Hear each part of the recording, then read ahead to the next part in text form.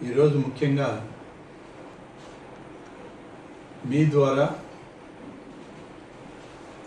రాష్ట్రంలో ఉన్నటువంటి తెలుగుదేశం పార్టీ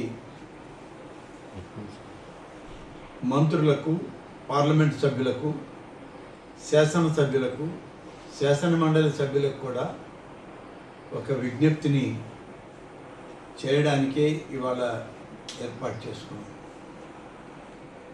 రేపు 20వ తారీఖున తెలుగుదేశం పార్టీ జాతీయ అధ్యక్షులు, ఆంధ్రప్రదేశ్ రాష్ట్ర ముఖ్యమంత్రి,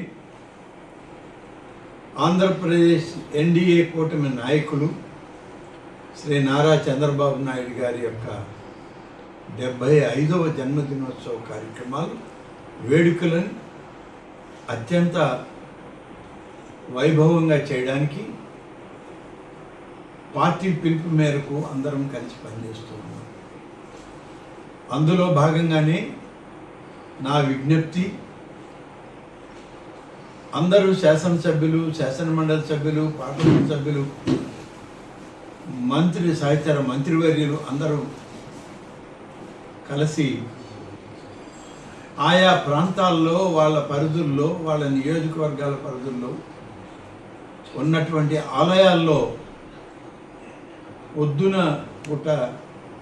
పొద్దునే ఆ ఆలయాల్లో పూజా కార్యక్రమాలను నిర్వహించి ఆ యొక్క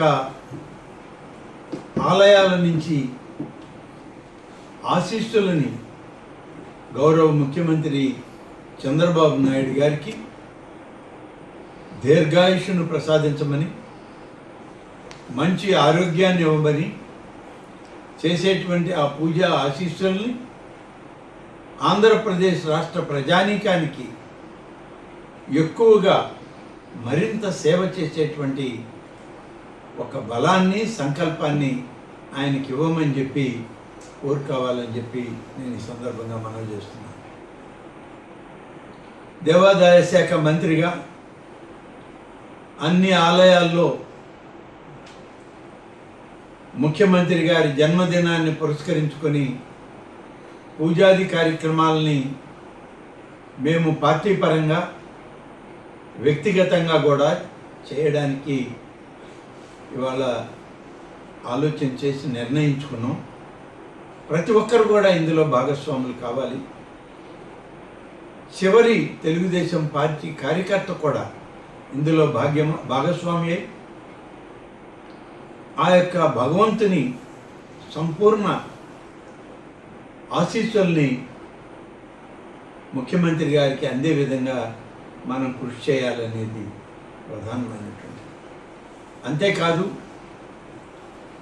సర్వమత సౌభ్రాతృత్వానికి నాంది పలికినటువంటి పార్టీ తెలుగుదేశం పార్టీ.